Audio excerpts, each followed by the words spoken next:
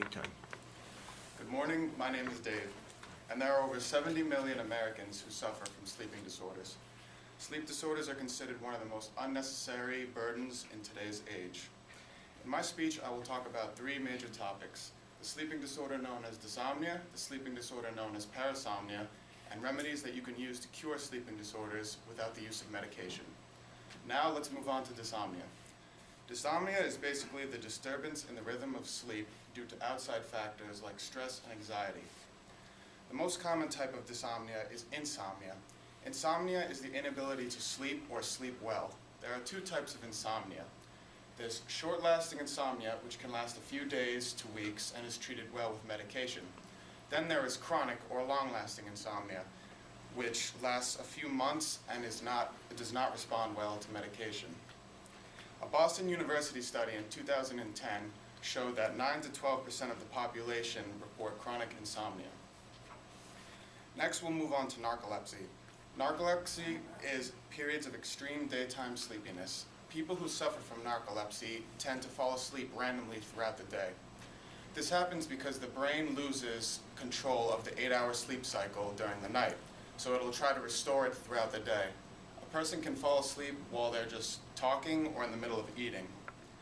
Long-term narcolepsy can prove to be dangerous. A Stanford study in 2009 showed that if you have narcolepsy long-term, you can lose up to 70,000 brain cells.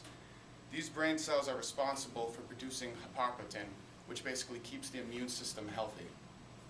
Now we'll talk about parasomnia. Parasomnia is a portion of the brain staying awake while the body sleeps. Night terrors are the most common form of parasomnia. It happens more in kids than adults. A night terror is basically a nightmare on steroids. The person cannot tell if the dream is real or not. What happens is the body will go into fight or flight mode, which basically speeds up your heart rate and sends blood to all your muscles. Your body's basically getting ready to defend itself or to run away. Now, the stress from your body doing that makes the dream even more terrifying and feel real. When someone wakes up from a night terror, they tend to fly out of bed, nervous, sweating, increased heart rate, and the look of fear on their face. Now we'll move on to sleep apnea. Sleep apnea is basically your breathing stops due to the blockage of airways. What happens is your throat and nose cannot send enough oxygen to the brain. The brain takes a minute to realize that it's not getting enough oxygen and will wake you up just enough so you can focus on breathing. Then the brain will go right back to sleep. And this cycle could repeat 100 times per night. Now this will leave a person constantly tired throughout the day, regardless if they got 8 to 9 hours of sleep. Now we'll move on to some general methods that you can use to beat a sleeping disorder without the use of medication.